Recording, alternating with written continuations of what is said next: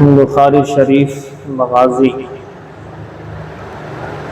غزوے اور سریہ جنگوں کا بیان ہو رہا ہے۔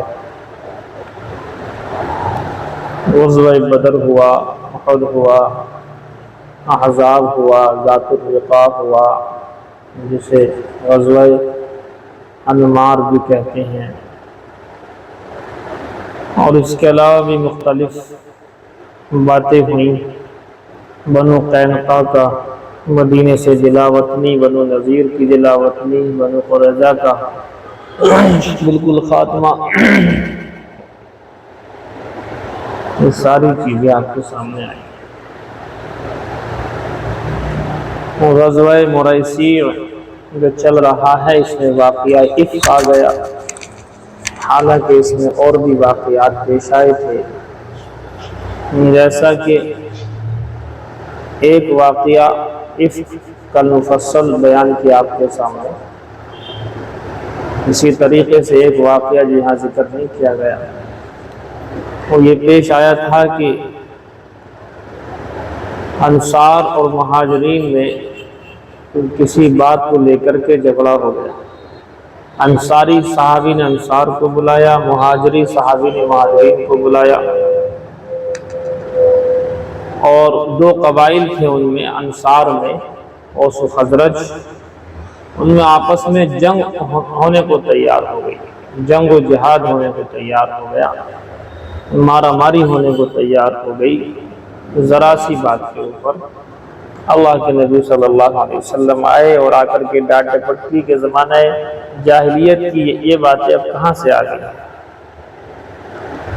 بہرحال حضور صلی اللہ علیہ وسلم کی بات پر سب شانت ہو گئے۔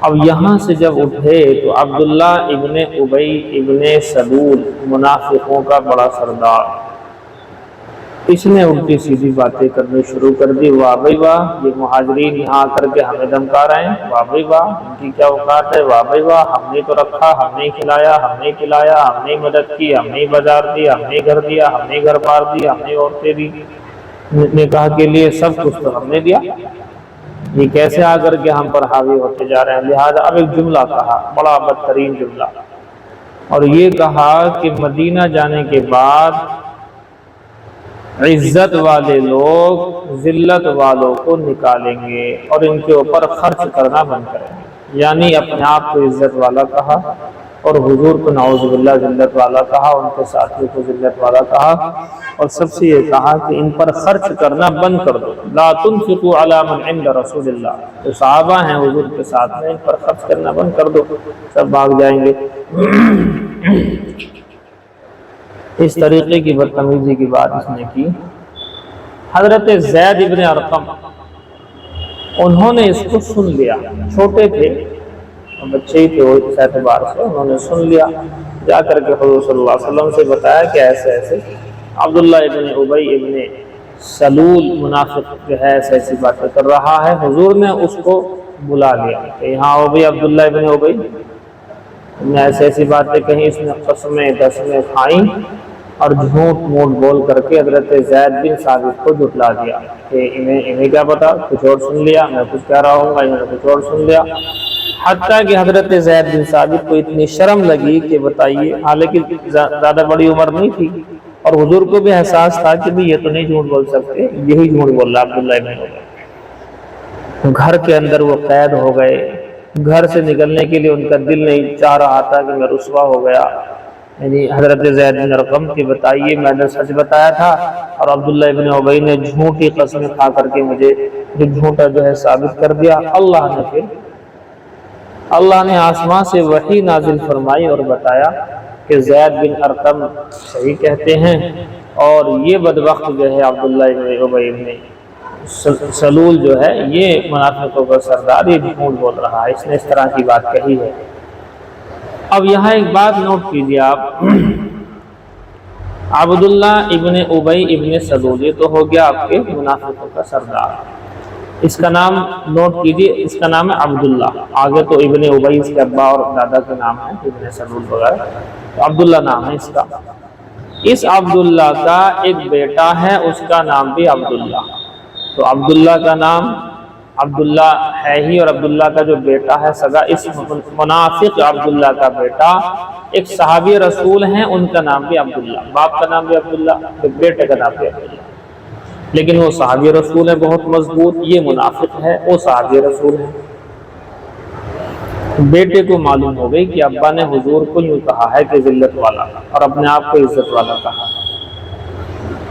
مدینہ میں داخل ہونے سے پہلے اللہ کے نبی صلی اللہ علیہ وسلم کی جانب سے، حالانکہ حضور نے کہا نہیں تھا ان سے، یہ حضرت عبداللہ اپنے باپ عبداللہ کے لیے گئے اور مدینہ کے باہر روک لیا اور تلوار کھینچ کر کے سامنے کھڑے ہو گئے کہ ابا دو باتیں، نمبر ایک تو یوں کہوں کہ نبی عزت جو ہے والے ہیں اور میں ذلت والا ہوں، اپنے آپ کو ذلت والا کہو، نبی کو عزت والا کہو، جب جانے دوں گا انہوں نے جانے دوں گا۔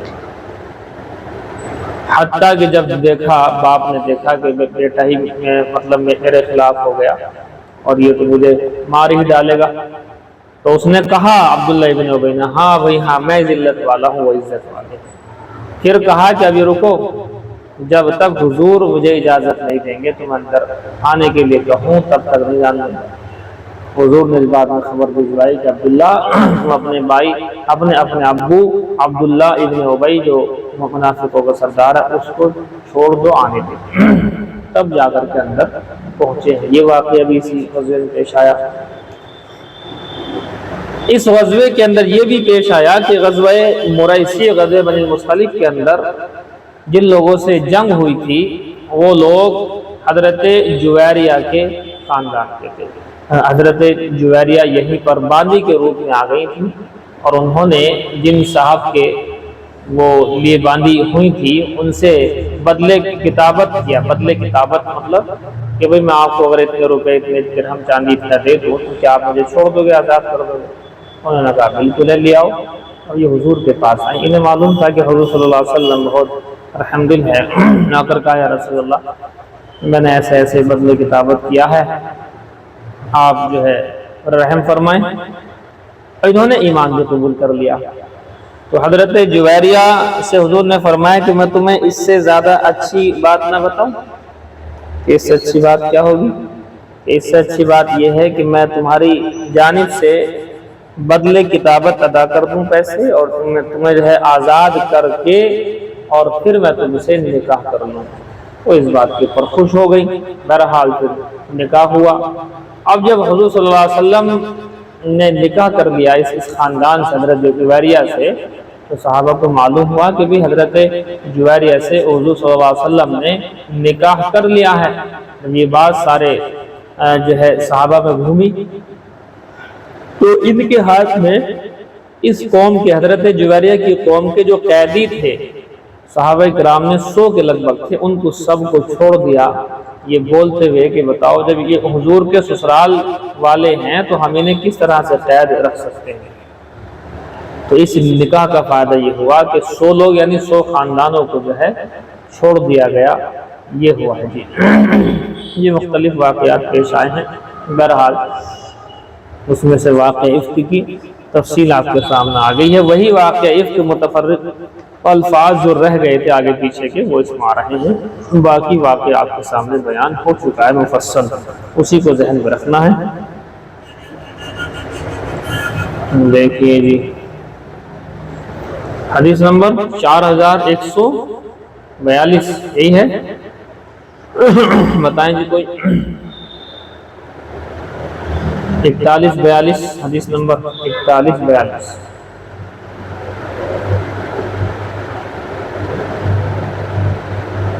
اچھا آپ بتائیں جی، اصلاح البنات 4142 ہے، 4142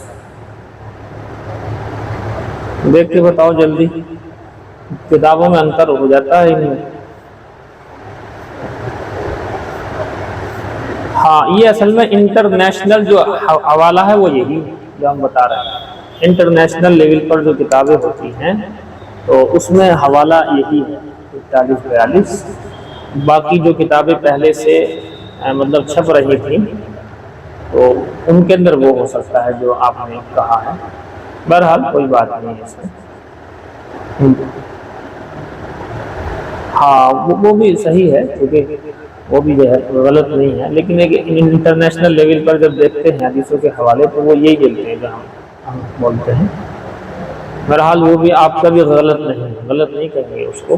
یہ ہوتا کیسے ہے، یہ کم بڑھتی کیسے ہو جاتی ہے معلوم ہے؟ جیسے کہ انما الاعمال بالنیات بخاری میں لگ بھگ جو ہے 5 جگہ پر آئی ہوئی ہے، انما الاعمال بالنیات لگ بھگ 5 جگہ پر آئی ہوئی ہے۔ حدیث ہرقل بھی کئی جگہ پر آئی ہوئی ہے، اور یہ بھی آپ دیکھتے ہیں کہ ایک ایک حدیث کئی مرتبہ آتی ہے، تو کوئی انہیں جوڑ لیتا ہے ڈبل، کوئی ان کو جوڑ نہیں پاتا ہے، رہ جاتی ہے۔ تو اس طرح سے جوڑنے نہ جوڑنے کی بنیاد پر یہ کم بڑھتی ہو جاتی ہے، کوئی دقت نہیں۔ وبه قال حدثنا عبد الله بن محمد قال أملى علي هشام بن يوسف من حفظه قال أخبرنا معمر عن الزهري قال للولید بن عبد الملک، کہتے ہیں امام زہری کہ مجھ سے ولید بن عبد الملک نے کہا ابلغک، کیا تمہیں خبر پہنچی ہے اس بات کی ان علی کان فی من قذف عائشہ، کیا تمہیں اس بات کی خبر پہنچی ہے کہ حضرت علی کرم اللہ وجہہ ان لوگوں میں سے تھے جنہوں نے حضرت عائشہ صدیقہ کائنات سلام اللہ علیہا کے اوپر تہمت باندھی تھی؟ قلت، میں نے کہا لا، نہیں، تو ایسی کوئی بات نہیں ہے۔ یعنی حضرت علی نے جو ڈھیلا سا جواب دیا تھا، اور ڈھیلے جواب کی وجہ سے بات یہ پھیل گئی کہ حضرت علی بھی ان لوگوں میں سے ہیں جنہوں نے تہمت لگائی ہے، نعوذ باللہ۔ حالانکہ حضرت علی کا مقصد نہ تو تہمت لگانا تھا، اور وہ ڈھیلا جواب بھی اس لیے دیا تھا کہ اللہ کے نبی صلی اللہ علیہ وسلم کو غم اور افسوس تھا، تو دلاسے کے طور پر وہ الفاظ کہے تھے۔ لیکن بہرحال عورت جو ہے اس بات کو ناپسند کرتی ہے کہ اس کے شوہر کے سامنے کوئی ایسا جواب دیا جائے کہ جس سے ان کی دل شکنی ہو۔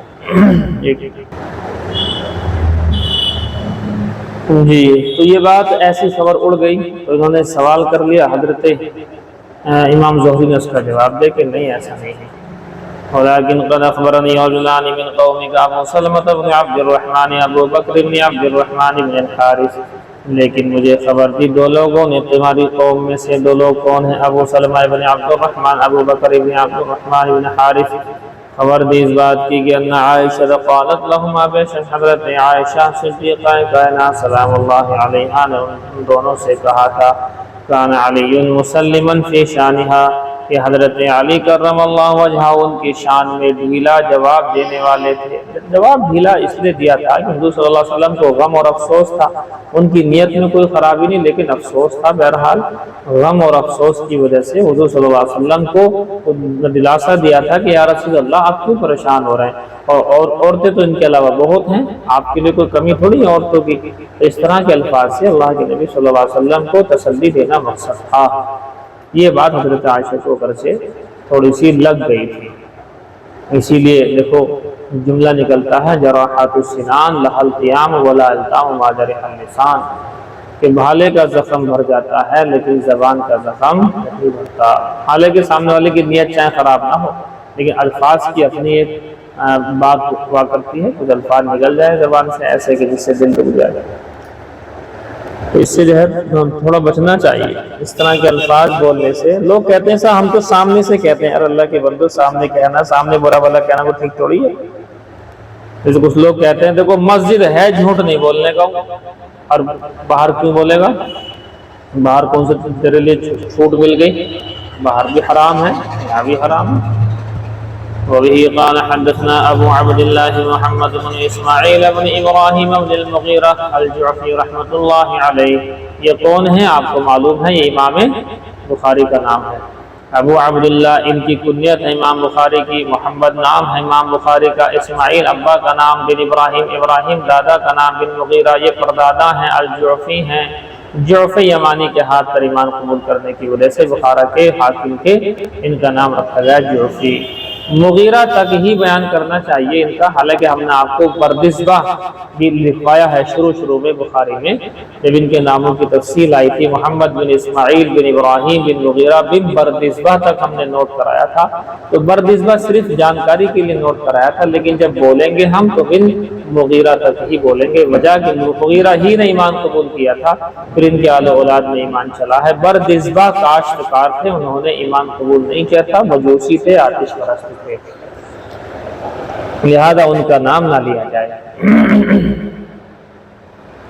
قال حدثنا موسى بن اسماعيل قال حدثنا ابو عوانة عن حسين عن ابي وائل قال حدثني مسروق بن الاجدع قال حدثتني ام رومان وهي ام عائشة۔ مسروق ابن اجدع نے کہا کہ ہم سے حدیث بیان کی، اس بات کی کہ ان سے حدیث کے مجھ سے حدیث بیان کی ام رومان نے۔ ام رومان کا میں نے کل تذکرہ کر دیا تھا آپ سے، وہی ام عائشہ، یہ حضرت عائشہ صدیقہ کائنات کی امی جان ہے۔ قالت فرماتی ہیں بینا انا قاعدۃ انا وعائشہ، تو کہ میں اور میری عائشہ یعنی میری بیٹی بیٹھے ہوئے تھے، اذ ولدت امرأۃ من الانصار، تو اچانک ایک عورت آئی انصاروں میں سے، یہ وہی جو آپ کو بتایا تھا۔ فقالت اور اس نے کہا، یہ دیکھو متعلقات کے اختلافات آئیں گے، الفاظ آگے پیچھے ہو جائیں گے، اس میں روایتوں میں واقعات کی ترتیب آگے پیچھے ہوگی، بالتفصیل آپ کے سامنے آ چکا، اسے یاد رکھو۔ اب تو جو بھی کچھ ہے اسے آپ دیکھیں۔ فقالت، انہوں نے کہا، فعل اللہ بفلان وفعل، کہ اللہ تعالیٰ کرے، اللہ تعالیٰ ایسا ایسا کرے اور ایسا ایسا کرے اس کے ساتھ، یعنی اللہ تعالیٰ اسے ایسا ایسا کر دے اور ایسا ایسا کر دے، یعنی ہلاک و برباد کر دے، اس طرح کی کوئی بات انہوں نے بولی ان کو۔ جی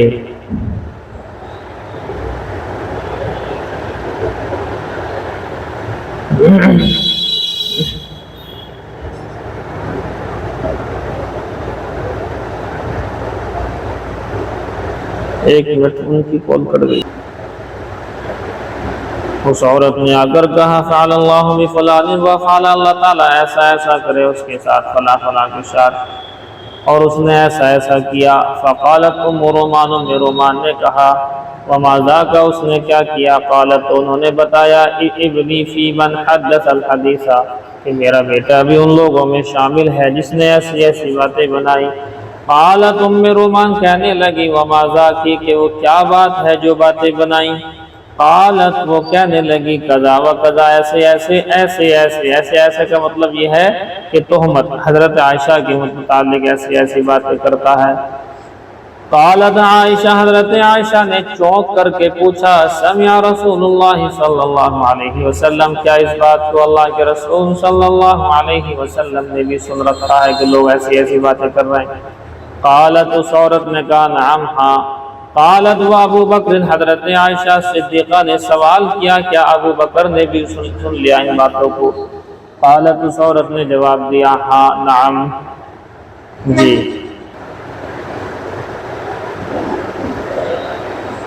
اچھا جی۔ قالت، نعم، اس عورت نے کہا، ہاں، ابو بکر نے بھی سن لیا ہے۔ فخرت مغشیا علیہا، حضرت عائشہ صدیقہ کائنات غم میں بے ہوش ہو کر کے گر گئی۔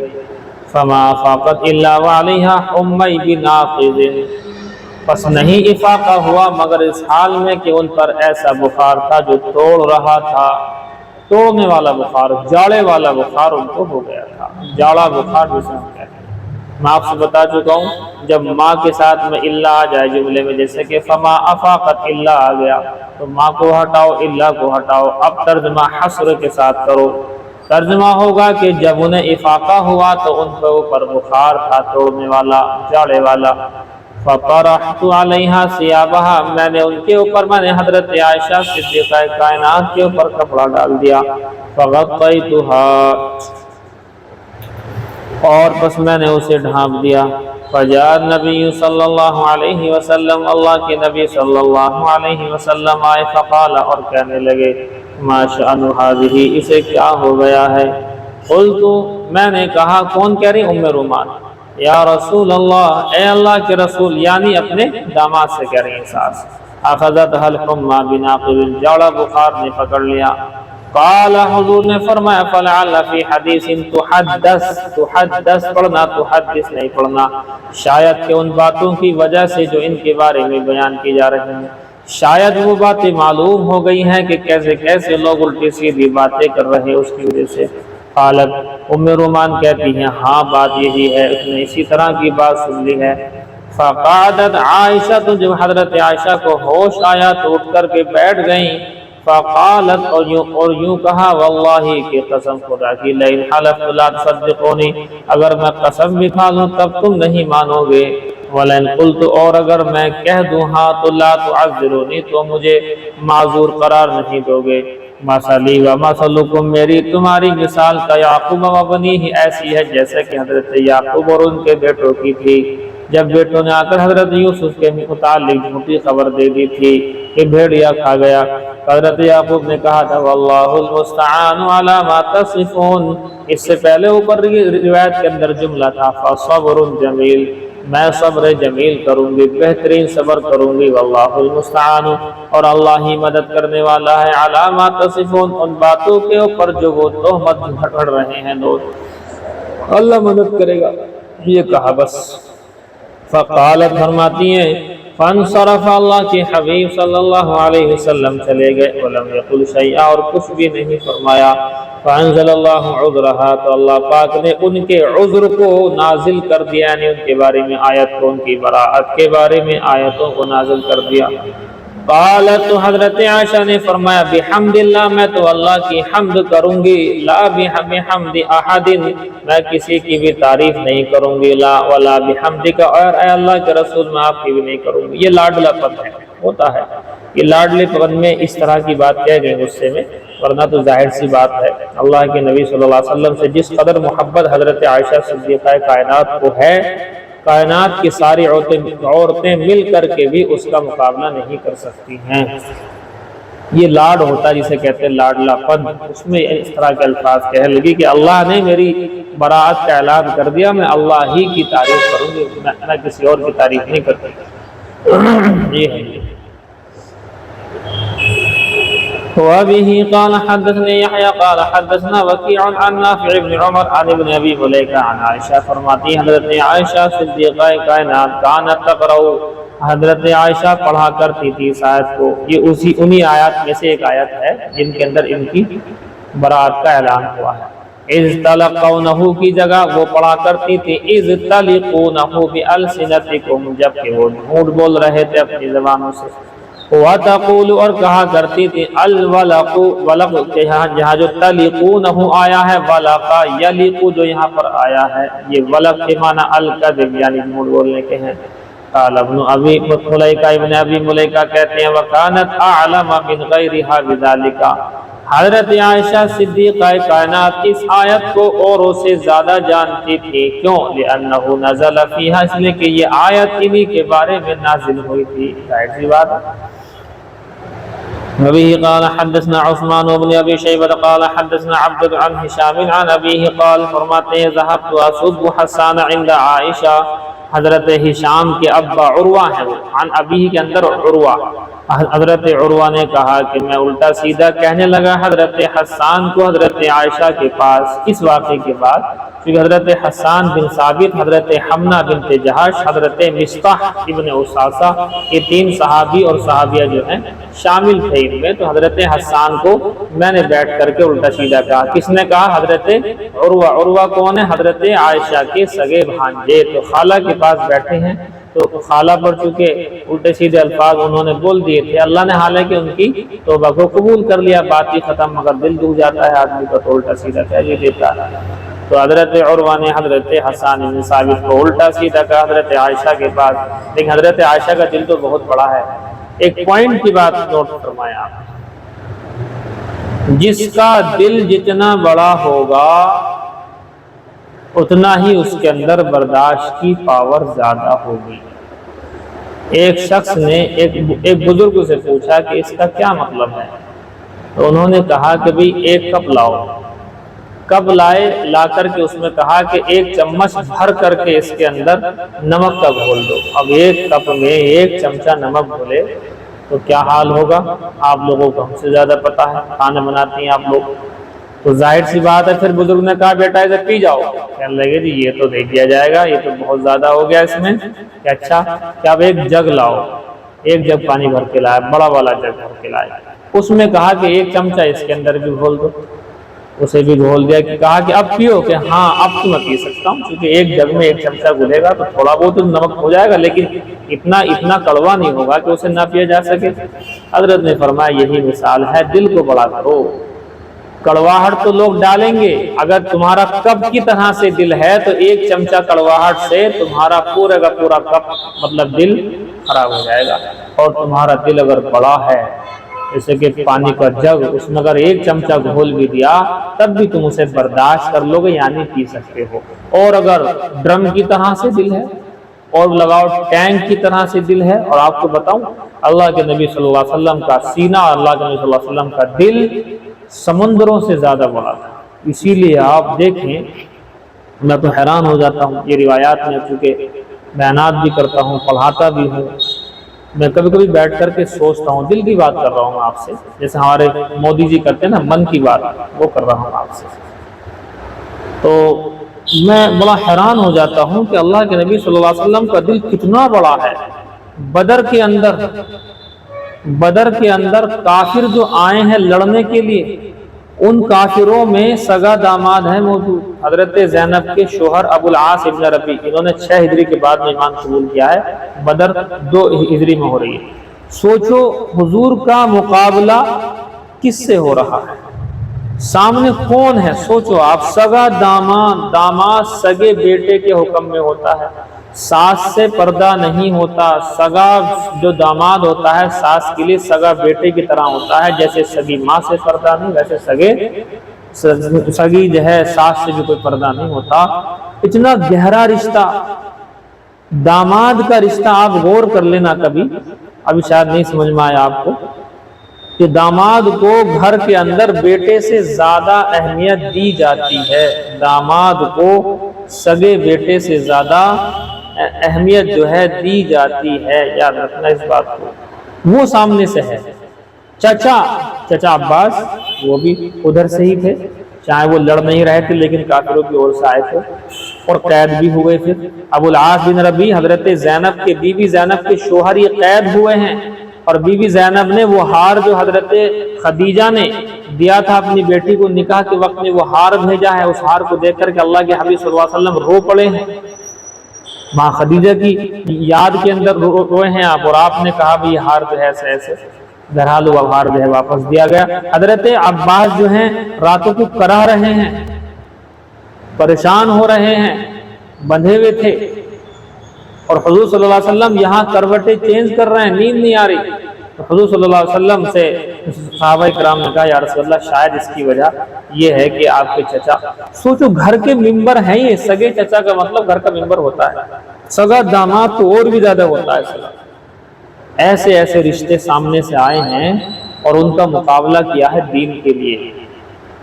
تو میں بڑا حیران ہوتا ہوں کہ کتنا بڑا جگر ہے اللہ کے نبی صلی اللہ علیہ وسلم کا۔ بدر سے واپس آ رہے ہیں، جنگ جیت چکے ہیں، سب جانتے ہیں، خوشی کا ماحول ہے، واپس آ رہے ہیں، ادھر حضرت عثمان غنی بی بی رقیہ کو دفن کر رہے ہیں، انتقال ہو گیا تھا، حضرت عثمان غنی دفن کر رہے ہیں، ادھر سے بدر کی خوشی کی خبر آ رہی ہے کہ ہم جیت گئے ہیں۔ سوچو اللہ کے نبی صلی اللہ علیہ وسلم کا سینہ کتنا بڑا ہے، ادھر سے خوشخبری ہے، ادھر سے بیٹی دفن ہو رہی ہے، کہاں ہیں ہم بتائیے۔ حضرت زینب کا ایک بیٹے کا انتقال ہو رہا ہے، بی بی زینب نے بھیجا کہ جاؤ ابا کو لے آؤ۔ اللہ کے نبی صلی اللہ علیہ وسلم رائے مشورے کر رہے ہیں، دین کے مشورے کر رہے ہیں، اور یوں کہا کہ جاؤ جا کر کے کہہ دو کہ میں تھوڑا دین کے کام میں بزی ہوں، اللہ نے اس مقصد کے لیے بھیجا، اس کام میں بزی ہوں، آپ کے لیے دعا کروں۔ حضرت زینب، اب سوچئے سگی بیٹی کے بیٹے کی بات چل رہی ہے، دین کی خدمت کی وجہ سے آپ نے اس آدمی کو واپس بھیجا کہ جاؤ، پھر دوبارہ بھیجا۔ اللہ کے نبی صلی اللہ علیہ وسلم کی بیٹی نے قسم دے کر کے کہا، طواف وسلم گئے ہیں اور جا کر کے آپ نے اسے اپنی گود میں لیا ہے، اس بچے کا انتقال حضور کی گود میں ہوا ہے، حضور کی گود میں تھا وہ بچہ، اور حضور کے آنسو بھی آئے ہیں۔ صحابہ نے کہا بھی کہ یا رسول اللہ آپ بھی رو رہے ہیں؟ فرمایا کہ نہیں، دیکھو یہ تو ایک رحم ہے جو انسان کے دل میں اللہ نے رکھا، جس کی وجہ سے آنسو آ ہی جاتے ہیں۔ نوحہ کرنا غلط ہے، نوحہ گا گا کر کے رونا، گا گا کر کے رونا تو غلط ہے، نوحہ کرنا جسے کہتے ہیں، لیکن بہرحال یہ غلط نہیں ہے کہ آنسو آنا۔ بہرحال میں بڑا حیران ہوں اس چیز سے، میں کیسے کیسے آپ کو بتاؤں۔ 3 سال تک شعب ابی طالب کے اندر آپ رہے ہیں، اس گھاٹی کے اندر، اور ساتھ میں خاندان کے لوگ رہے ہیں۔ مقابلے پہ وہ لوگ رہے ہیں جنہوں نے 40 سال تک حضور کو دیکھا ہے اور صادق الامین کے نعرے لگائے ہیں ان کے لیے۔ ایسی محبت کرنے والے لوگ کہ جس گھر میں نکاح کا پیغام کر دے انکار نہیں کر سکتا کوئی، جس جگہ بیٹھ جائیں انکار نہیں کر سکتا کوئی، جس بات پر حضور کہہ دے انکار نہیں کرتا تھا کوئی، لیکن جیسے ہی دین کی دعوت دی سب مخالف ہو گئے۔ تو حضور کا سینہ واقعی بہت بڑا تھا، کیسے وہ جو ہے برداشت کیا کرتے تھے۔ ابو لہب سگا چچا ہے، بازار میں جا رہے ہیں اور جا کر کے دعوت دے رہے ہیں مینا کے بازاروں میں، حضور کہ بھئی اسلام قبول کرو، اللہ کو ایک مانو، پیچھے پیچھے ابو لہب جا رہا ہے، گھر کا سگا ممبر پیچھے پیچھے جا رہا ہے کہ یہ آدمی پاگل ہو گیا ہے، یہ آدمی نعوذ باللہ جو ہے ایسا ہو گیا ہے، ان کا دماغ ایسا ہو گیا ہے، ان کی کوئی بات نہ مانے۔ کیا حال ہوتا ہوگا حضور کا؟ آج ہمارے ساتھ اس کا ایک عشر عشری بھی ہو جائے نا، 1,00,000واں حصہ بھی ہمارے ساتھ ہو جائے، جماعتیں جاتی ہیں جیسے کہ اب جماعتوں کے تو ایک حساب دیکھا ٹھاٹ باٹ ہیں، آپ سے بتائیں بات، بڑھیا کر کے مسجد میں رہتے ہیں، مسجدوں کے اندر تمام کے تمام فیسلٹیز موجود ہیں، حتیٰ کہ دعوتیں بھی موجود ہیں، حتیٰ کہ کھانے بھی موجود ہیں، یا خود بھی کھاتے ہیں تو بہترین کھاتے ہیں، بہترین بناتے ہیں، کہاں ہے وہ؟ اب وہ باتیں نہیں ہیں۔ لہٰذا میں ہمیشہ اپنی جماعت کے افراد سے کہتا ہوں مجاہدہ اختیار کرو، مجاہدہ، زیادہ عیش و عشرت میں رہو گے دعوت کا کام ٹھپ ہو جائے گا، کم سے کم اس کی روح تو ختم ہو ہی جائے گی۔ اور جو لوگ ٹھاٹ باٹ سے رہتے ہیں جا کر کے مسجدوں میں، جو محنت نہیں کرتے ہیں، گھومتے نہیں ہیں، یا دین کی دعوت دینے میں کمی کرتے ہیں، وہ لوگ بند کر کے نہیں آتے وہاں سے جماعت میں سے، آپ یاد رکھنا۔ جو محنت کر کے آتا ہے وہاں، یاد کر کے آتا ہے، سیکھ کر کے آتا ہے، اسی کا جو ہے ایمان بنتا ہے، وہی آ کر کے پھر جمتا بھی ہے۔ ورنہ ایسے ایسے لڑکے جو جماعت میں گئے 4 مہینے کی، 4 دن بعد پھر ایسے کے ایسے ہو گئے، وہاں سے آنے کے بعد کیوں ہو گئے؟ انہوں نے وقت نہیں لگا اس حساب سے، وہ عیش و عشرت کے اندر رہے، کھاتے رہے، پیتے رہے، موج کرتے رہے، مسجد میں لیٹے رہے، اس سے کیا ہو رہا ہے؟ اور یہاں یہ بات چل رہی ہے، آپ کے سامنے ذکر کر رہا ہوں۔ تو حضور صلی اللہ علیہ وسلم کا سینہ بہت بڑا، روایتیں آپ کبھی کبھی اس انداز میں بھی دیکھا کرو روایتوں کو، تو حضور صلی اللہ علیہ وسلم کا مقابلہ تھا کس سے، آپ حیران ہو جائیں گے۔ اور یہاں بھی دیکھو بیوی کے اوپر الزام، وہ بیوی جن سے 6 سال کی عمر میں نکاح، 9 سال کی عمر میں رخصتی کرنے کی وجہ یہ تھی کہ حضرت عائشہ صدیقہ کائنات کو اللہ نے خاص ڈھنگ سے بنایا تھا، ان کے ذہن کو خاص ڈھنگ سے کریٹ کیا تھا تاکہ حضور کے سارے علوم کو اپنے اندر لے پائیں۔ باقی جو 11 میں سے 10 ہیں بیوہ ہیں، ان سے نکاح کیا ہے، وہ اوروں کے پاس رہ چکی ہیں، ان کے پاس ان کی بھی ہیں باتیں اور ان کی بھی باتیں ہیں، حضور کی باتیں سب مکس ہیں ان کے پاس۔ لیکن حضرت عائشہ کے لیے نکاح کرنے کی وجہ یہ تھی، کنواری سے نکاح کرنے کی وجہ یہ تھی کہ سارے علوم شروع سے لے کر کے اینڈ تک کے ان کو حضور ہی کے ملے، اور ہوا بھی یہی۔ آدھے علوم سارے صحابہ کے پاس ہیں اور آدھے علوم سارے ٹوٹل دین کے آدھے علوم ان کے پاس ہے، تو اتنا بڑا مقام بن گیا۔ اسی لیے ایک ضعیف سی روایت بھی ملتی ہے اس بارے میں کہ حضرت عائشہ سے اپنا آدھا دین سیکھو اور آدھا باقی سارے کے سارے صحابہ کے پاس ہے۔ بہرحال یہ اس موضوع پر میں شروع ہو جاؤں گا تو گھنٹوں لگیں گے۔ خلاصہ یہ ہے کہ اللہ کے نبی صلی اللہ علیہ وسلم کا سینہ بہت بڑا، دل بہت بڑا، ہمیں بھی دل کو اپنے بڑا رکھنا چاہیے۔ دل بڑا ہوگا تو آپ کو افسوس اور غم کم ہوگا، دقتیں کم ہوں گی، الجھنیں کم ہوں گی۔ دل آپ کا چھوٹا ہوگا تو آپ کو گھریلو نمک مرچی کے پر لڑائی جھگڑے ہوں گے۔ شادی بیاہ کے بعد میں لڑائی جھگڑنے کی خاص طور سے وجہ یہ ہے کہ دل چھوٹا ہے۔ جہاں گئے ہیں جو آپ کی سسرال بنے گی ان کا دل چھوٹا، بتائیے کتنی بیوقوفی کی بات ہے کہ جو لوگ نمک پر لڑ رہے ہیں، مرچی پر لڑ رہے ہیں، میٹھے کے تیز اور کم برتی پر لڑ رہے ہیں، کتنی بڑی جہالت کی بات، دل چھوٹا نہیں تو اور کیا ہے۔ ادھر سے جو لیڈیز ہیں ان کا دل بھی یہی ہوتا ہے، مستورات کا دل بھی ہوتا ہے، ذرا سی کوئی بات ہوئی لگاؤ فون اماں کو، ذرا سی کوئی بات ہوئی لگاؤ فون بھیا کو، ذرا سی کوئی بات ہوئی لگاؤ فون اپنے ابا کو۔ یہ کیا چیز ہے؟ یہ سب بیوقوفی کی باتیں۔ دل کو بڑا رکھو، بہت بڑا دل کرنے والا آدمی انشاءاللہ اچھا کام کرتا ہے، دل چھوٹے والا آدمی ہر جگہ الجھنوں میں جو ہے ہر وقت گرفتار رہتا ہے۔ بہرحال چلیے یہ ہے۔ تو حضرت عائشہ کا دل بہت بڑا ہے، چونکہ حضور کی صحبت میں رہ چکی ہیں، حضور کے ساتھ رہ چکی ہیں، سارے حالات دیکھے ہیں، حضور کو دیکھا ہے، تو ان کا دل بڑا ہے۔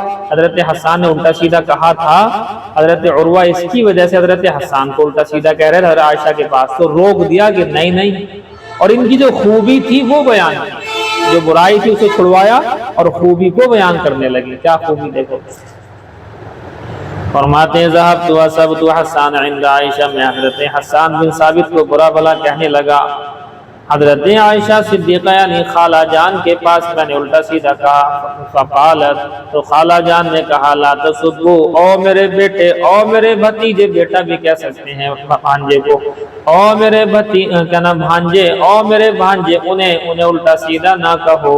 کیوں جی؟ فَإِنَّهُ كَانَ يُفَاخِرُ عَنْ رَسُولِ اللَّهِ صلی اللہ علیہ وسلم، اس لیے کہ وہ اشعار میں اللہ کے نبی صلی اللہ علیہ وسلم کی جانب سے جواب دیا کرتے تھے۔ وقالت عائشہ، عائشہ فرماتی ہیں، استاذن رسول اللہ صلی اللہ علیہ وسلم فی حجاء المشرکین، کہ حضرت حسان ابن ثابت نے اجازت چاہی مشرکوں کی ہجو کرنے کی، ان کی توہین کرنے کے بارے میں اجازت چاہیے اشعار میں۔ قال، حضور نے فرمایا، کیف بنسبی، ارے میں بھی تو انہی لوگوں میں سے ہوں، وہ کافر مشرک رہ گئے، میں اللہ کا نبی بن گیا، لیکن نسب تو میرا وہی ہے، وہ قریشی بھی تو ہوں میں ہاشمی بھی تو ہوں، اور وہ کافر بھی جو ہے اس طرح کے ہیں۔ کیف بنسبی، میرے نسب کا کیا کرو گے، میں بھی تو انہی میں سے ہوں، انہیں الٹا سیدھا کہو گے تو مجھے بھی تو لگے گا۔ قال، حضرت حسان نے فرمایا، لَأَسُلَّنَّكَ مِنْهُمْ، میں تمہیں ان میں سے ایسے نکال لوں گا، اے اللہ کے رسول میں تمہیں ایسے نکال لوں گا، کما تسل الشعرۃ من العجین، جیسے کہ آٹے سے بال کو نکال لیا جاتا ہے۔ قال محمد حدثنا عثمان بن فرقد قال سمعت ہشاما عن ابی، فرماتے ہیں ہشام کو سنا اپنے والد سے روایت، والد کو نے بتا چکا ہوں، عن ابی سے مراد عروہ۔ قال، فرماتے ہیں، سبب تو حسان، میں نے حضرت حسان کو الٹا سیدھا کہا، وجہ وکان ممن کسر علیہا، اور وہ ان لوگوں میں سے تھے جنہوں نے حضرت عائشہ کے خلاف باتیں بنائی تھی۔ ہو گئی غلطی، اللہ نے معاف کر دیا، بات ختم۔ غلطی ہو جائے اللہ سے معافی مانگ لے، اس کے پیچھے نہ پڑو۔ فَإِن تَابَا وَأَصْلَحَا فَأَعْرِضُ عَنْهُمَا، اللہ فرماتا ہے اگر توبہ کر لیں، اصلاح کر لیں تو ان سے اعراض کرو، ان کے پیچھے نہ پڑو۔ اگر پیچھے پڑو گے تو کیا ہوگا؟ روایت لکھی منتخب کے اندر، اگر کسی نے کسی کو ایسے گناہ پر عار دلائی جس سے وہ توبہ کر چکا تھا، تو یہ عار دلانے والا اس وقت تک نہیں مرے گا جب تک کہ خود اس گناہ کے اندر مبتلا نہ ہو جائے۔ یہ ہے یہ بات۔ اور مستورات کے اندر میں اس بات کو بہت زیادہ پاتا ہوں، الزام والی بات، وہ اس پر الزام لگا رہی، وہ اس پر الزام لگا رہی۔ سوچ لو، اگر ایک دوسرے پر الزام لگایا، غلط الزام لگانے کی وجہ سے جس طرح کا الزام لگایا ہے، یہ الزام لگانے والی اس وقت تک مرے گی نہیں جب تک کہ وہ خود اس الزام کے اندر، اس گناہ کے اندر مبتلا نہ ہو جائے۔ کتنی بڑی بات ہے۔ اس لیے جو ہے زبان پر کنٹرول انسان کی عقل مندی کی علامت ہے۔ زبان کا قینچی سے تیز چلنا یہ اس کی بے وقوفی کی علامت ہے۔ وبه قال حدثني بشر بن خالد قال اخبرنا محمد بن جعفر عن شعبة عن سليمان عن ابي الضحى، ارے کیا نام دیکھیے، عن سلیمان عن ابی الضحى عن مسروق قال، فرماتے ہیں دخلت علی عائشہ، میں حضرت عائشہ صدیقہ کائنات سلام اللہ علیہا کے پاس گیا، وعندها حسان بن ثابت، حضرت عائشہ کے بعد حضرت حسان ابن ثابت بیٹھے ہوئے تھے۔ اب ظاہر سی بات ہے ان کی عمر بہت تھی، حسان ابن ثابت کی عمر بہت ہو چکی تھی اور پلس نابینا بھی ہو گئے تھے۔ اب ينشدها شعرا يشبب بأبيات له، فرماتے ہیں کہ وہ شعر کہہ رہے تھے حضرت عائشہ کے پاس، اور ان اشعار کے اندر حضرت عائشہ صدیقہ کائنات کی جو ہے تعریف کر رہے تھے۔ پہلے الٹا سیدھا کہہ دیا دھوکے میں آ کر کے، عبداللہ ابن ابی ابن سلول کے بہکائے میں آ کر جو کچھ کہا، لیکن حضرت حسان کو غلطی کا احساس ہوا، نابینا بھی ہو گئے، ہو سکتا ہے غم اور افسوس میں روتے روتے نابینا ہو گئے ہوں۔ اور دوسری بات یہ ہے کہ پھر اشعار کہا کرتے تھے حضرت عائشہ کی خوبیوں کی شان کے بارے میں، کیا اشعار سے دیکھو، حصان رزان ما تظن بریبت، حصان رزان ما تظن بریبت وتصبح غرسا من لحوم الغوافل، کتنا زبردست شعر ہے۔ حصان یہ پاک دامن ہیں، رزان یہ باوقار ہیں، ما تظن بریبت ان پر تہمت نہیں لگائی جا سکتی کسی شک و شبہ کی، ان پر کسی طرح کی تہمت، کسی شک و شبے کی لگائی نہیں جا سکتی۔ کہنے چاہ رہے ہیں کون مائی کا لال ہے جو ان کے پر لگائے تہمت؟ کیوں کہہ رہے ہیں کہ ہم سے غلطی ہو گئی، اللہ نے 10 آیتیں ان کی شان میں نازل فرمائی، ان 10 آیتوں کے نازل ہونے کے بعد کسی کی ہمت ہے تو کون ہے جو لگا سکتا ہے تہمت؟ ما تظنون، نہیں تہمت لگائی جاتی ہے، بریبتن کسی شک و شبے کی۔ وتصبح، اور حضرت عائشہ جب صبح ہوتی ہے تو صبح کرتی ہیں غرسہ، بھوکے ہونے کی حالت میں۔ کیا مطلب بھوکے ہونے کی حالت میں؟ من لحوم الغوافل، غافل عورتوں کے گوشتوں سے بھوکی ہیں، غافل عورتوں کے گوشت سے بھوکی ہیں۔ کیا مطلب؟ غیبت نہیں کرتی ہیں، پیٹھ پیچھے کسی کو برا بلا نہیں کہتی ہیں۔ کیوں نہیں کہتی؟ کیونکہ پیٹھ پیچھے برا کہنے کا گناہ کیا ہے؟ گویا کہ اپنے بھائی کے گوشت کو نوچ نوچ کر کے کھایا جا رہا ہو، تو کہتی ہیں کہ غافل عورتوں، غافل مردوں کے پیٹھ پیچھے برائی نہیں کرتی، یعنی ان کے گوشتوں سے بھوکی ہیں، اپنا پیٹ ان کے گوشتوں سے نہیں بھرتی، یعنی غیبت نہیں کرتی۔ فقالت لہو عائشہ، حضرت عائشہ نے ان سے کہا، اب یہ تھوڑا سا مذاقاً کہا، یوں کہہ لیجئے، یا جو ہے تنزن کہا، یوں کہہ لیجئے، بہرحال چونکہ دل میں کوئی درد، تو آپ سے بتا چکا ہوں کہ بھالے کا زخم بھر جاتا ہے لیکن زبان کا زخم، تو زبان کا زخم تو کہیں نہ کہیں تھا۔ حضرت عائشہ نے معاف بھی کر دیا لیکن اس کے باوجود بھی کہیں نہ کہیں بات اس طرح کی آئی جاتی تھی۔ حضرت عائشہ نے ان سے کہا، لکنک لست کذلک، لیکن حسان تم تو ایسے نہیں ہو، تم نے تو میرے بارے میں الٹا سیدھا کہہ دیا تھا۔ بہرحال حضرت حسان کہہ رہا ہوں کہ اماں ہمیں معاف کرو، اب نے اللہ نے جو ہے ہمیں جو ہے معاف کر دیا، ہمارے پر کوڑے بھی لگ گئے، اب تم کیوں ہمیں کہہ رہی ہو، بات بھی صحیح ہے، تو ویسے کہہ دیا ہوگا، لکنک لست کذلک، او حسان تم تو ایسے نہیں ہو، یعنی تم آج ہماری تعریف کے اندر جو ہے اشعار پڑھ رہے ہو لیکن تم نے ایسا کیا تھا۔ وہ یاد دلا دی بات، اور یہ شعر اسی لیے پڑھ رہے ہیں کہ مجھ سے غلطی ہوئی تھی، اب میں ان کی شان میں اشعار پڑھوں گا۔ قال مسروق کہتے ہیں، فقلت لها، میں نے ان سے کہا، لما تأذنی له ان يدخل علیک، فرماتے ہیں حضرت مسروق کہتے ہیں، میں نے حضرت عائشہ سے فرمایا کہ جب یہ ایسے ہیں تو تم کیوں اجازت دیتی ہو ان کو اپنے پاس آنے کی؟ وقد قال اللہ تعالی، حالانکہ اللہ نے یوں فرمایا، والذی تولی کبرہ منہم لہ عذاب عظیم، وہ لوگ کہ جنہوں نے اس میں بڑا حصہ لیا تہمت میں، ان کے لیے عذاب عظیم۔ یہ آیت عبداللہ ابن ابی کے لیے ہے۔ قالت، اما فرماتی ہیں، وَأَيُّ عَذَابٍ أَشَدُّ مِنَ الْعَمَىٰ، ارے کون سا عذاب ہوگا زیادہ سخت ان کے لیے، ان کے اندھا ہونے سے، نابینا ہونے سے زیادہ بڑا کیا عذاب؟ ارے نابینا ہو تو گئی ابھی، ہو سکتا ہے حضرت حسان روتے روتے غم اور افسوس میں نابینا ہوئے ہو۔ فقالت لهم، حضرت عائشہ نے ان سے کہا کہ دیکھو مسروق، انہیں برا بلا مت کہو، کیوں؟ انہو کان ینافق او یحاجی عن رسول اللہ صلی اللہ علیہ وسلم، اس لئے کہ اللہ کے رسول صلی اللہ علیہ وسلم کی جانب سے مشرکین کی ہجو کرتے تھے، جوابات دیا کرتے تھے۔ یہ غزوہ واقعہ افک ماں اپنے متعلقات، یہ تمام کی تمام چیزیں ختم ہو گئے۔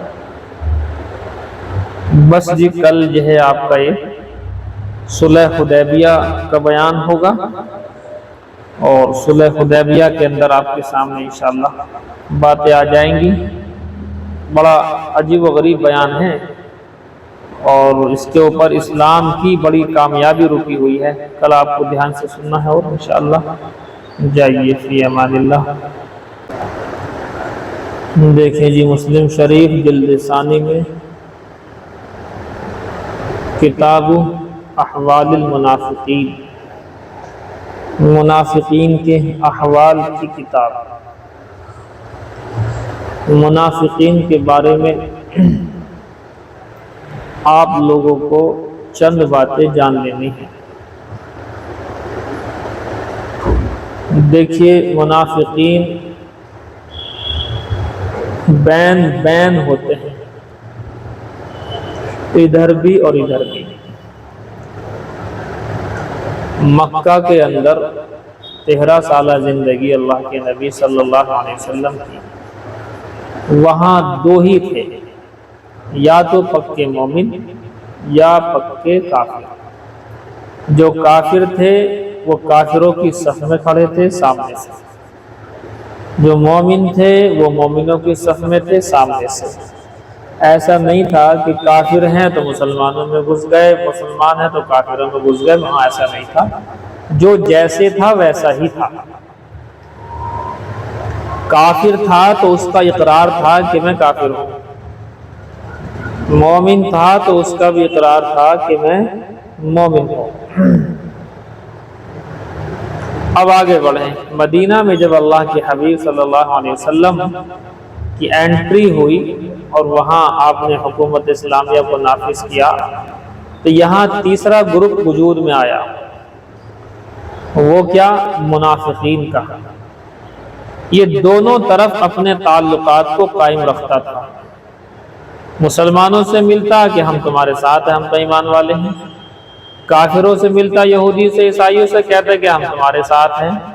تو منافقین یہودی اور عیسائیوں میں سے ایک گروپ ایسا نکلا کہ جو دونوں طرف اپنے تعلقات کو صحیح رکھنا چاہ رہا تھا، اور اندر سے کافر، باہر سے ایمان کا اظہار کیا کرتا تھا۔ جیسے عبداللہ ابن ابی ابن سلول کا نام بار بار آپ نے سنا ہے، ابھی بھی روایت کے اندر بھی ذکر آیا تھا اوپر جو بخاری میں پڑھایا۔ تو یہ تیسری قسم کا وجود جو ہوا ہے وہ اصل میں مدینہ آنے کے بعد ہوا ہے۔ ان کے ذہن میں بات کیا تھی؟ ان کے ذہن میں بات یہ تھی کہ بھئی ہو سکتا ہے کہ مسلمان جیت جائیں تو ہم ان سے کہہ دیں گے ہم تو تمہارے ساتھ تھے، اور ہو سکتا ہے کافر جیت جائیں تو ہم کہہ دیں گے ہم تمہارے بھی ساتھ تھے۔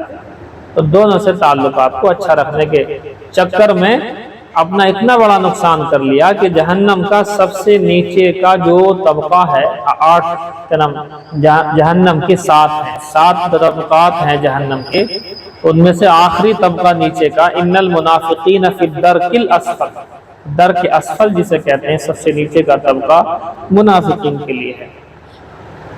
ابھی وہ بات آئے گی بعد میں، نفاق عملی، نفاق اعتقادی بعد میں آئے گی۔ فی الحال نفاق اعتقادی کی بات چل رہی ہے، جو اندر سے کافر ہوا کرتے تھے اور باہر سے ایمان کا اظہار کرتے تھے، تاکہ انہیں دونوں طرف سے نعمتیں ملتی رہیں۔ کافروں کے پاس جائیں تو کافر بن جائیں، وہاں بھی جو ہے ناشتہ کریں گے، جب مومنوں کے پاس آئیں تو یہاں مومن بن جائیں تو یہاں بھی جو ہے کھانا ملے گا، پھر چلے گئے شام میں تو وہاں کھانا مل گیا، یہاں آئے تو یہاں ناشتہ مل گیا، تو دونوں طرف سے تو یہ جو ہے بدترین کافر ہوا کرتا ہے ایسا آدمی۔ چاہو تو نفاق کی تعریف لکھ لو، نفاق کی تعریف لکھ لو، النفاق اظہار الایمان باللسان وکتمان الکفر بالقلب۔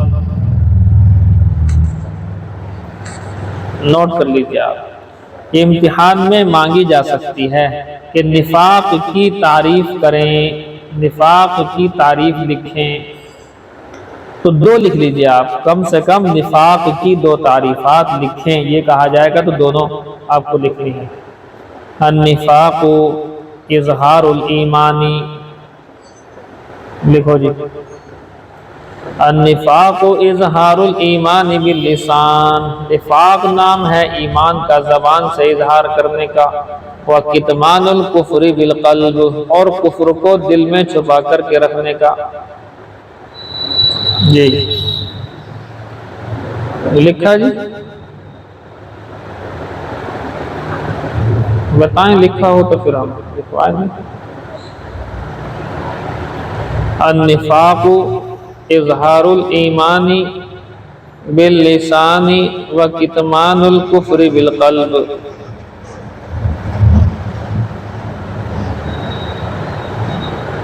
معنی لکھ لو، ہاں کیا کریں؟ وکتمان الکفر، کتمان کاف تا میم الف، کتمان الکفر، کتم یکتم کتمان، چھپانے کے معنی، وکتمان الکفر بالقلب، تیز لکھیں گے۔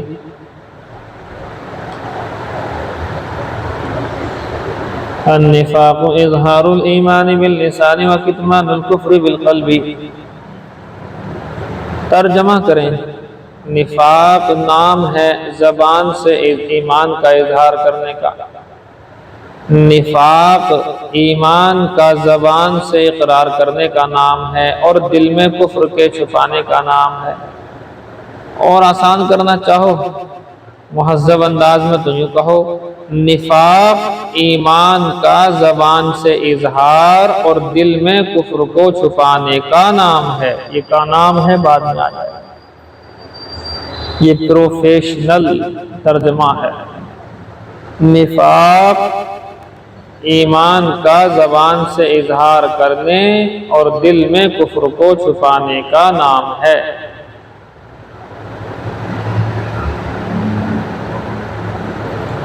دوسری تعریف بھی لکھ لیں، وہ اس سے چھوٹی ہے۔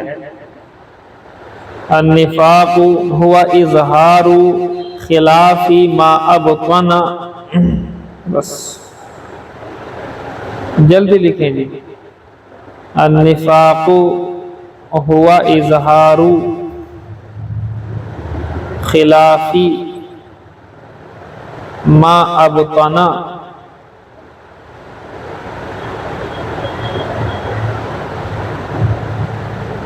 نفاق نام ہے باطن کے خلاف اظہار کرنے کا۔ باطن اندر کفر چھپا ہوا ہے اور اس کے خلاف سامنے اسلام دکھا رہا ہوں۔ باطن کے خلاف اظہار کرنے کا نام نفاق ہے۔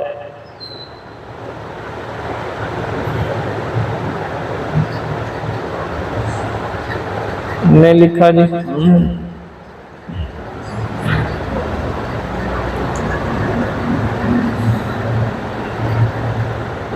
نفاق باطن کے خلاف ظاہر کرنے کو کہتے ہیں۔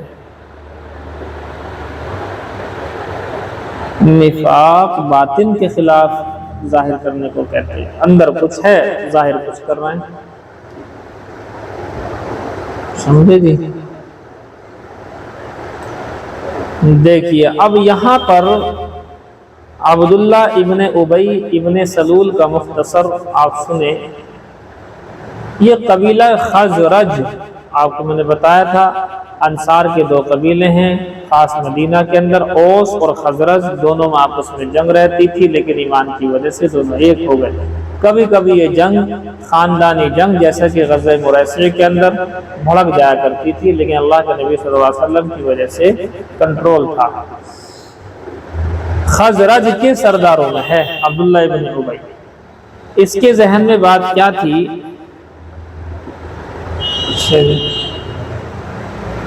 جائیے،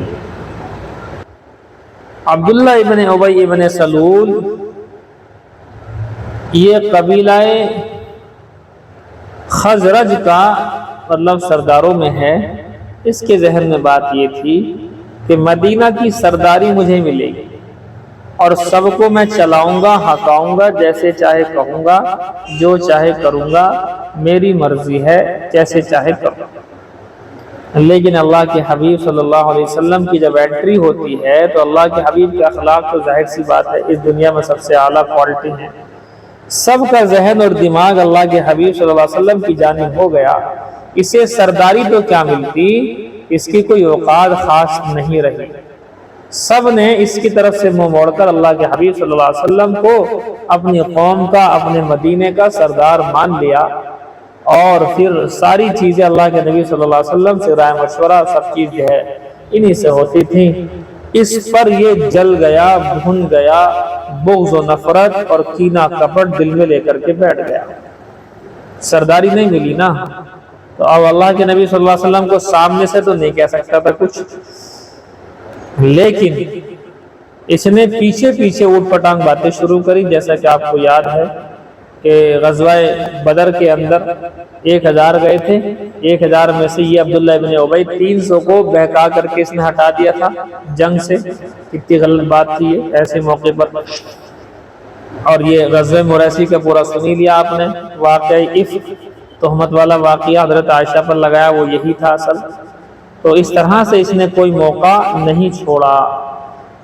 اس طرح کے منافقین نے ایک مرتبہ مسجد بھی بنائی تھی، ایک مسجد بنائی، اور دیکھو کیا نیت تھی، نیت یہ تھی کہ اپنے منافقین لوگ ان کے خلاف، مسلمانوں کے خلاف مسلمانوں کی مسجد بنائی الگ ایک، جہاں صرف منافقین آئیں اور اس مسجد میں بیٹھ کر کے مشورہ کریں مسلمانوں کے خلاف۔ اسی لیے اس مسجد کو کلام پاک میں مسجد ضرار کہا گیا، مسجد ضرار، نقصان دینے والی مسجد۔ تو اللہ کے نبی صلی اللہ علیہ وسلم نے اس مسجد کو ڈھہنے کا حکم دیا تھا۔ آج کل بھی ہے ایسی جگہ، جیسے کہ شیعوں کے امام باڑے، شیعوں کے امام باڑے اسی حکم میں ہیں کہ انہیں ڈھایا جائے۔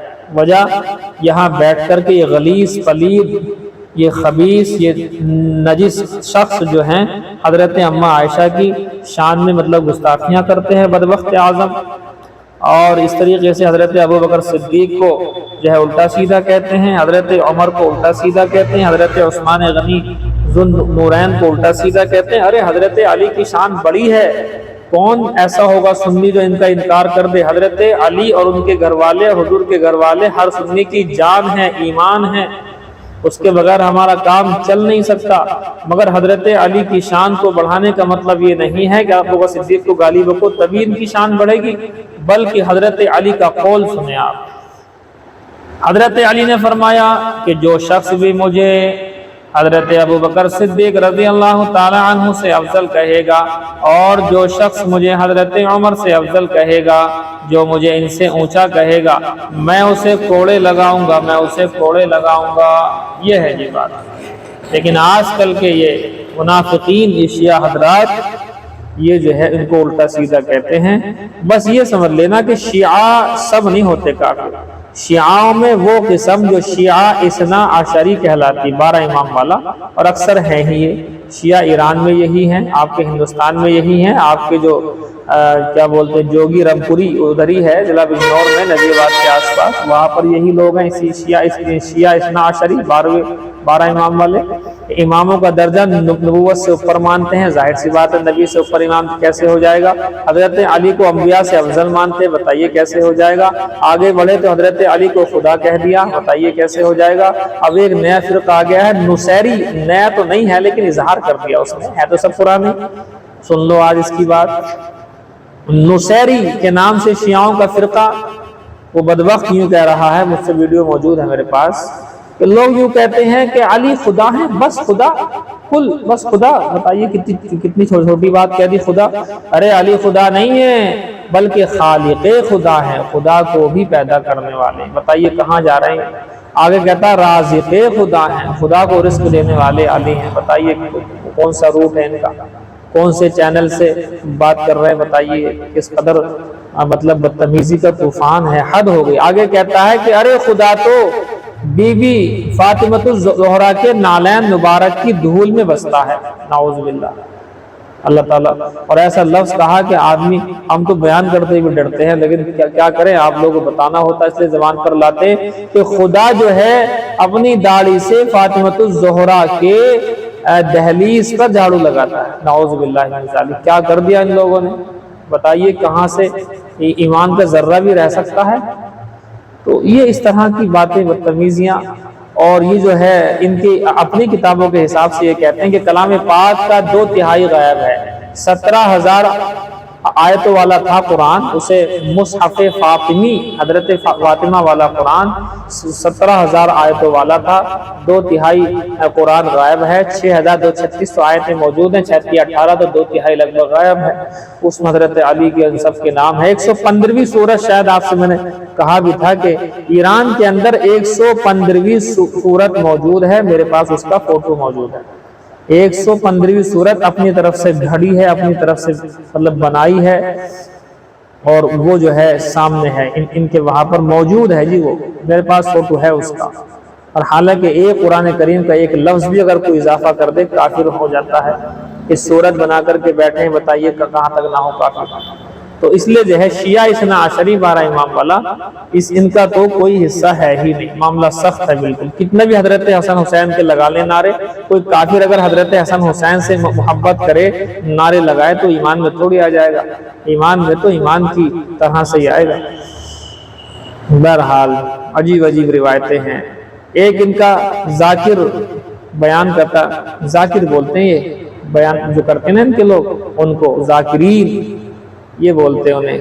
کیا کہہ رہا ہے؟ یوں کہتا ہے کہ دیکھو سارے کے سارے مر جائیں گے اللہ کے حکم سے، سب کے سب سور پھونکا جائے گا، سب کچھ ختم ہو جائے گا، اللہ تعالیٰ فرشتوں سے کہے گا تم بھی مر جاؤ، سب ختم، اب کوئی نہیں بچا، تو اللہ آواز لگے گا کوئی ہے، تو اچانک سے کونے سے آواز آئے گی انا انا انا، ارے میں ہوں۔ اللہ کہے گا ارے یہ کون آ گیا بھائی، میں تو سب کو جو ہے مار چکا ہوں، یہ کون بول رہا ہے؟ کھوٹ میں سے آواز آ رہی ہے انا انا انا، ارے میں ہوں، ارے کون ہے بھائی؟ تو آواز آئی تو کہا کہ انا علی، میں علی ہوں، ارے علی آ گئے بھی، اللہ کہہ رہا ارے علی آ گئے، اچھا جی، پھر کہا کہ اچھا تم ہو تو اور کوئی بتاؤ، کوئی ہے، پھر آواز آئی انا میں بھی ہوں، کون بولے؟ انا حسین، میں حسین۔ پھر کہا کوئی اور ہے کہ انا میں بھی ہوں، ارے کون ہے بھائی؟ انا حسن، میں ہوں حسن۔ آگے سے پھر کہا ایسی انا میں ہوں، کون؟ کہ فاطمہ، خدیجہ، اس طریقے سے انا محمد، یہ 5-6 نام ہی بس ٹوٹل ملا کر کے 5-6 نام یہ جو ہے اس میں بیان کرے۔ آگے کہتا ہے ارے بھائی تم جو 5-6 یوں کہہ رہا ہو انا میں ہوں، ارے بھائی تم تو میں ہوں، میں تو تم ہو، یعنی خدا کہہ رہا ہے کہ تم اور میں ایک ہی تو ہیں، سب مل کے تو ہیں خدا، کہ میں تم ہوں، تم میں ہو، تو تم کیوں کہہ رہا ہو انا، تم تو میں ہی ہوں اور میں تو تم ہی ہو۔ نعوذ باللہ، حد ہو گیا، ان سے بڑا غصہ آتا، مجھے نام بھی یاد آتا ہے ان کا۔ جب ان کی روایتیں ہم نے پڑھی ہیں، ہم نے ان کو ایک لفظ پڑھا ہے ان کا، ان کی کتابوں کی خواصیں یاد ہیں، اور ہمارے ان لوگوں سے ویسے بھی رہتے ہیں، مقابلے بھی رہتے ہیں، ہم لوگ یہاں سے خبریں بھیجتے ہیں، ادھر سے کوئی جواب نہیں آتے ہیں، تو ساری چیزیں ہوتی رہتی ہیں۔ بہرحال اصل جو فرقے ہیں وہ یہی ہیں دو، شیعہ سنی، باقی تو یہ دیوبندی بریلوی اہل حدیث یہ بھی ہیں، لیکن یہ اس سے یہ ہلکی مطلب کوالٹی میں ہے، اصل ہے شیعہ سنی، دو ہی ہیں اوپر یہ، اور جو شیعہ ہے شیعوں ہی کی شاخیں ہیں، جیسے کہ بریلویت بھی کہیں نہ کہیں جا کر کے شیعوں ہی کی ایک شاخ بن جاتی ہے۔ بہرحال یہ پوری ہسٹری ہے، کبھی انشاءاللہ ان کے بارے میں بتائیں گے کیسے شروعات ہوئی، عبداللہ ابن سبا یہودی نے کیسے اس کو اسٹارٹ کیا، کیسے حضرت علی کے شان میں گستاخیاں کیا کرتا تھا، حضرت علی کو خدا کہتا تھا، حضرت علی نے اس کو جلوایا تھا آگ کے اندر، مانا نہیں وہ، لیکن آج بھی حضرت علی کو خدا بلکہ خدا سے اوپر والے ہی موجود ہے۔ اللہ اکبر۔ تو شیعوں کے امام باڑے منافقوں کی جو مسجد تھی، مسجد زرار، جس کو ڈھانے کا حکم دیا گیا تھا، شیعوں کے امام باڑے بھی اسی حالت کے ہیں، حکومت اسلام میں آئے تو ان کو ڈھایا جائے، کیونکہ یہاں سے بھی اللہ کے جو اللہ کا قرآن کے خلاف، انبیاء کے خلاف، بتاؤ انبیاء کے خلاف نہیں ہے، جب یوں کہیں گے حضرت علی سارے انبیاء سے افضل ہیں، کون کیا ہو گیا؟ حضرات انبیاء کی شان میں گستاخی نہیں ہو گئی؟ اور یہ جو قرآن وہ نہیں ہے، اور وہ قرآن وہاں رکھا ہے، 12ویں امام دے کر چلے گئے ہیں، غار کے اندر بیٹھے ہیں، لہٰذا یہ کیا ہے؟ ایک مطلب کہ کلام پاک کی توہین نہیں ہے، اور آگے بہت ساری باتیں ہیں۔ بہرحال باب صفات المنافقین واحکامہم، آج کے منافقین صاف طور پر کھلے طور پر یہ لوگ ہیں۔ اب ان نفاق کی دو قسمیں ہیں، دیکھو، ایک تو پکا ٹھکا اندر سے کفر والا ہوتا ہے، باہر سے ایمان دکھاتا ہے، وہ ہے منافق اعتقادی، ایک ہوتا ہے منافق عملی۔ منافق عملی ایمان والا ہوتا ہے، لیکن اب اس کے عمل جو ہے منافقوں والے ہوتے ہیں، جیسے کہ بات کرے گا تو جھوٹ بولے گا، ابھی جھوٹ بولنا منافقین کا عمل ہے تو ایمان والا، لیکن اس کا عمل چونکہ منافق والا ہے، اس کو منافق عملی کہا جاتا ہے۔ اسی طرح سے جو ہے جب لڑے گا تو گالی گلوچ کرے گا، امانت رکھی جائے گی تو خیانت کرے گا، اس طرح کے 4 صفات آئیں گی، وہ منافقین کی علامات میں آئے گا اس کا بیان۔ تو بہرحال یہ ہے خلاصہ، دیکھیے اللہ اکبر۔ باب اچھا جی صفات المنافقین واحکامہم۔ وبه قال حدثنا ابو بکر بن ابی شیبہ قال حدثنا الحسن بن موسى قال حدثنا زہیر بن معاویہ قال حدثنا ابو اسحاق انه سمع زید بن ارقم، فرماتے ہیں زید بن ارقم کو سنا ابو اسحاق نے یقول کہتے ہوئے، خرجنا مع رسول اللہ صلی اللہ علیہ وسلم، یہ وہی واقعہ جو آپ کو میں نے بتایا تھا صبح، آپ شاید بھولے نہیں ہوں گے، میں نے آپ کو بتایا تھا غزوہ مریسیہ کے اندر ایک غزوے کا ذکر آ رہا، وہی غزوہ ہے یہ، اور وہاں پر عبداللہ ابن ابی نے کیسے کیسے کہا تھا، زید ابن ارقم یہ بچے ہیں چھوٹے ہیں، انہوں نے ان سے سن لیا تھا، جا کر کے حضور سے کہا تھا، تو عبداللہ ابن ابی نے انہی کو جھوٹا بنا دیا تھا۔ تو پھر وہ اللہ نے کلام پاک کی آیتیں نازل کی تھی حضرت زید بن ارقم کو صحیح ثابت کرنے کے لیے۔ جو یوں کہا تھا بھی ان کے اوپر خرچ مت کرو، اور عزت والا جو ہے ذلت والوں کو مدینہ سے نکال دے گا، اس طرح کی باتیں دیکھیے۔ حضرت زید بن ارقم فرماتے ہیں خرجنا مع رسول اللہ صلی اللہ علیہ وسلم فی سفر، فرماتے ہیں ہم اللہ کے نبی صلی اللہ علیہ وسلم کے ساتھ نکلے، فی سفر ایک سفر میں اللہ کے راستے میں، اصاب الناس فی شدہ جس میں لوگوں کو بڑی شدت یعنی سختی پہنچی تھی، سختی پہنچی تھی، مطلب وہ حالات بڑے سخت تھے۔ یہ تھی بات، یہ نوٹ کر لینا، یہ غزوہ مستلق، بنی المستلق یا غزوہ مریسی نام ہے اس کا۔ یہ فقال عبداللہ ابن ابی باصحابہ، کہ کہتا ہے عبداللہ ابن ابی ابن سلول نے اپنے ساتھیوں سے کہا، لا تنفقوا علی من عند رسول اللہ، مت خرچ کرو ان لوگوں پر جو کہ رسول اللہ کے ساتھ ہیں، حتی ینفضوا یہاں تک کہ یہ بھاگ جائیں، من حولی ان کے ارد گرد سے بھاگ جائیں گے۔ قال زہیر کہتے ہیں وہی قراءۃ من خفض حولہ، اور یہ اس کی قراءت ہے جس نے خفض یعنی زیر لگایا، حولہ کو یہاں جو من حول ہی ہے زیر لگایا۔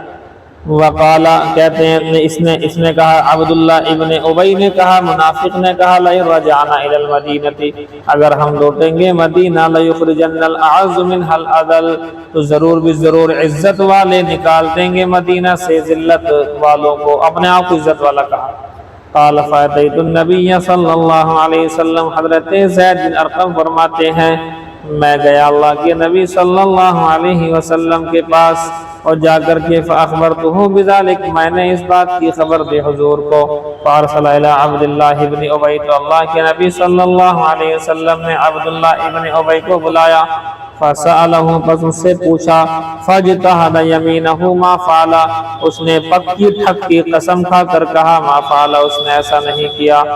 فقال، اور یوں بھی کہہ دیا، کذب زید رسول اللہ صلی اللہ علیہ وسلم، کہ زید نے رسول اللہ سے جھوٹ کہا ہے۔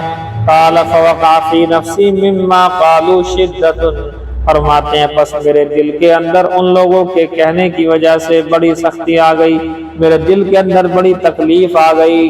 حتی انزل اللہ تصدیقی، یہاں تک کہ اللہ پاک نے میری تصدیق نازل کر دی کہ میں سچ بول رہا ہوں۔ اذا جاء المنافقون، جبکہ آئیں تمہارے پاس منافقین، یہ سورہ منافقون کے اندر اللہ نے کہہ دیا کہ یہ لوگ جھوٹے ہیں، منافقین جھوٹے ہیں۔ اچھا جی، قال لہو، کہا ان سے، دعاہم النبی صلی اللہ علیہ وسلم، کہ حضرت حضور صلی اللہ علیہ وسلم نے ان کو بلایا، لیستغفر لہم، تاکہ ان کے لیے استغفار کریں۔ قالا، کہتے ہیں فلووا رؤوسہم، تو وہ نہیں آئے، اپنے سروں کو موڑ لیا، نہیں آئے۔ وقولہ کأنہ خشب مسندہ، اور اللہ کا قول یہ تھا ان کے بارے، منافقین کے بارے میں، کہ یہ منافقین لوگ گویا کہ ایسی لکڑی ہیں جن کو ٹیک لگا دیا گیا، ٹیک لگی لکڑی بے جان، بالکل ایسے ہو گئے، نہیں آتے ہم جاؤ، نہیں آئے۔ حضور اگر استغفار کرتے ان کا معاملہ بن جاتا۔ وقال، اور کہا، کانوا رجالا اجمل شیء، یہ لوگ منافقین لوگ یہ ایسے مرد تھے بہت خوبصورت، بہت اچھے تھے، دیکھنے بڑے اچھے تھے، منافقین دیکھنے بڑے اچھے تھے لیکن اندر سے بڑے خراب قسم کے تھے، بڑے خراب، ظاہر سی بات ہے۔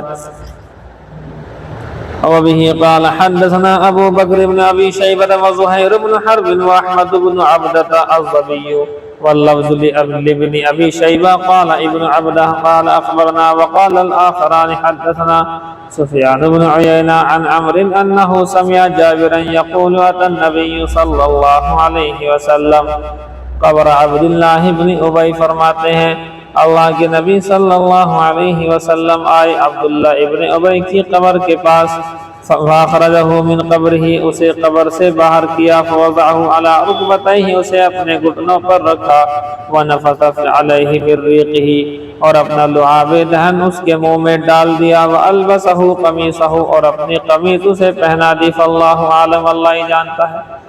یہ اصل میں اس کا جو بیٹا تھا عبداللہ بن ابی کا، جو بیٹے ہیں حضرت عبداللہ بتایا تھا آپ سے میں نے، وہ صحابی رسول ہیں بڑے، انہوں نے کہا جی ابا کا حال تو خراب ہو گیا، منافق کی حالت میں مرے ہیں، یا رسول اللہ آپ اپنا لعاب دہن ان کے منہ میں ڈال دیجئے، ہو سکتا ہے لعاب دہن کی وجہ سے انہیں عذاب نہ ہو، حالانکہ عذاب نہیں رکے گا۔ اور پھر فرمایا کہ دیکھو جی یا رسول اللہ آپ اپنا کرتا قمیض بھی انہیں آپ دے دیجئے میرے ابا کو، ہو سکتا ہے اس قمیص اور مطلب کرتے کی وجہ سے انہیں عذاب نہ ہو۔ تو اس طرح کی باتیں کہیں ان کے بیٹے جو کہ صحابی رسول عبداللہ۔ اچھا جی، ایک بات نوٹ کریں آپ، اللہ کے نبی صلی اللہ علیہ وسلم نے اپنی جو قمیص دی ہے اس کے پیچھے راز ہے۔ آپ کو یاد ہوگا کہ غزوہ بدر کے اندر چچا عباس بھی قیدیوں میں تھے۔ اب چچا عباس کے جب کپڑے پھٹ گئے، کپڑے گندے ہو گئے، کپڑے تھے نہیں، تو حضور نے کہا تھا کہ بھئی یہ ہمارے مطلب چچا ہیں، ٹھیک ہے قید ہو کر کے آئے ہیں، لیکن بہرحال ہماری ایک ذمہ داری ہے کہ ان کو جو ہے کپڑا لتا وغیرہ دے میں ہم۔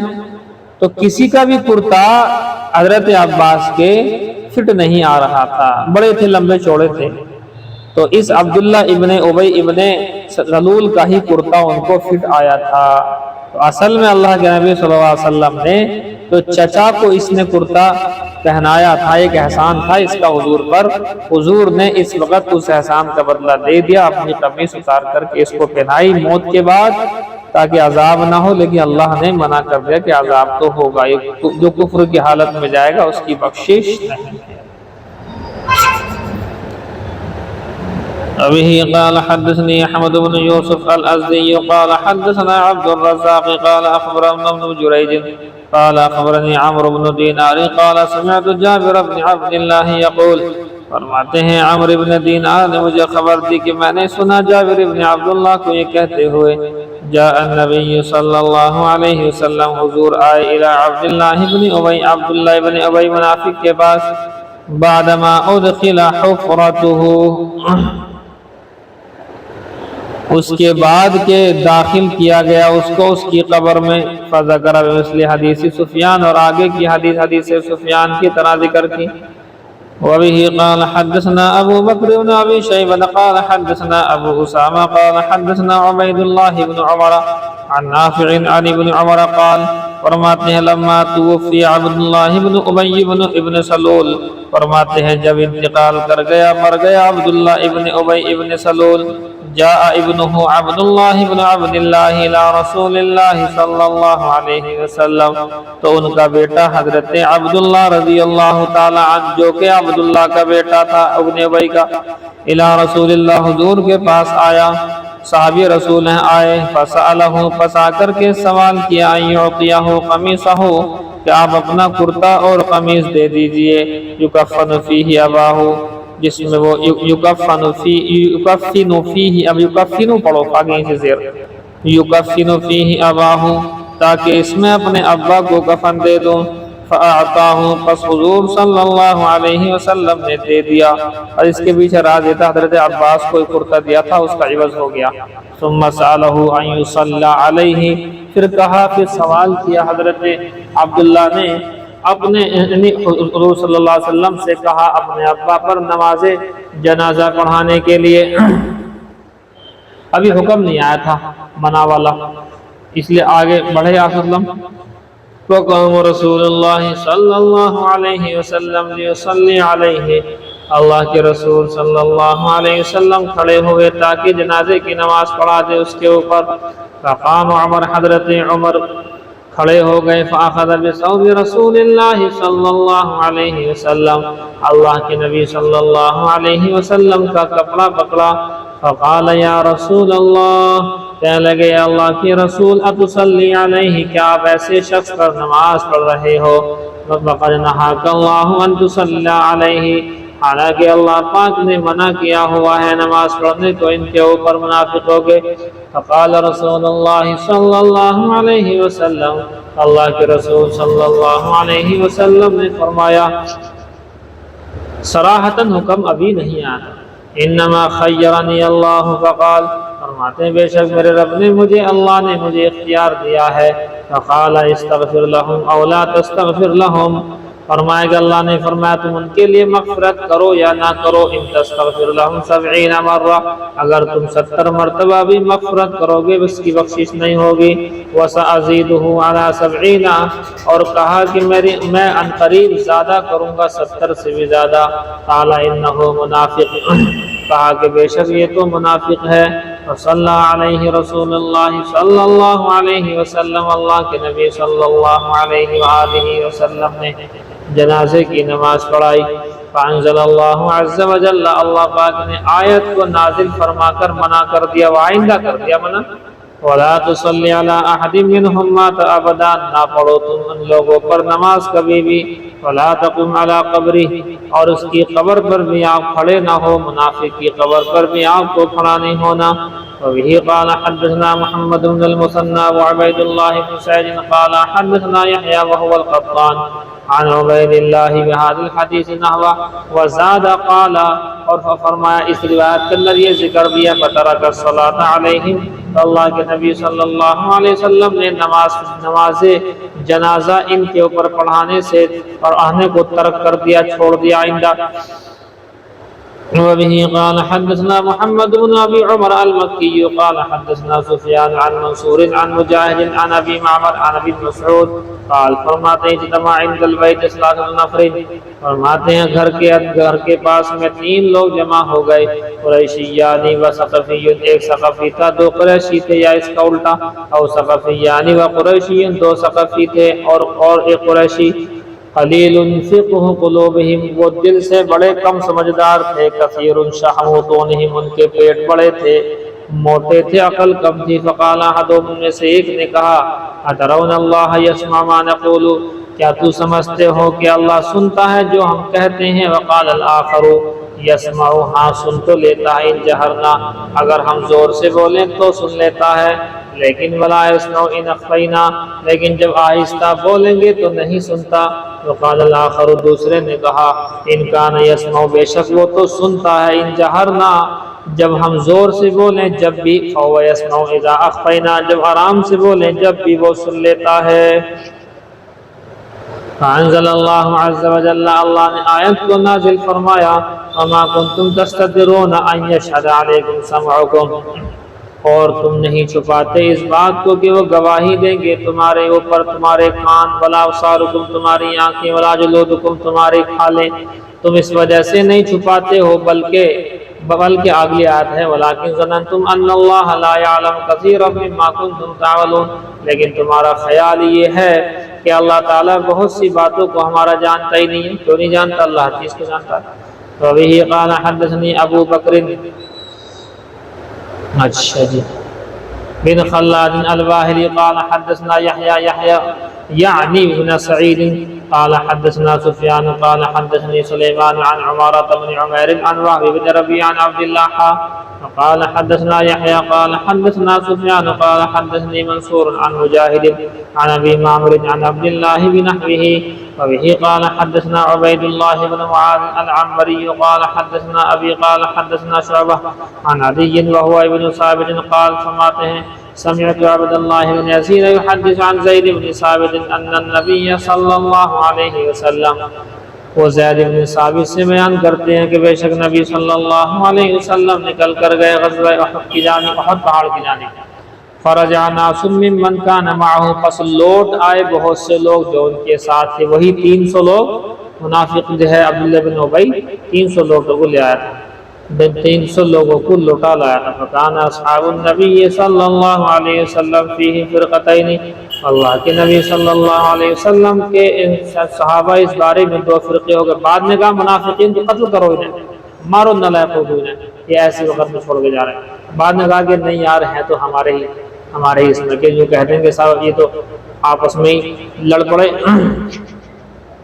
قال بعضهم نقتلهم، بعض نے کہا ہم انہیں قتل کریں گے، وقال بعضهم، بعض نے کہا لا نہیں کریں گے۔ فنزلت، یہ آیت نازل ہوئی، فما لکم فی المنافقین فئتین، کیا ہو گیا ہے تمہیں منافقین کے بارے میں، تم دو گروہ بن گئے ہو۔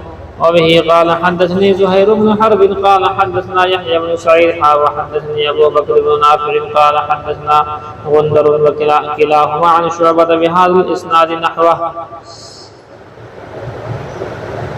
بس کرو جی۔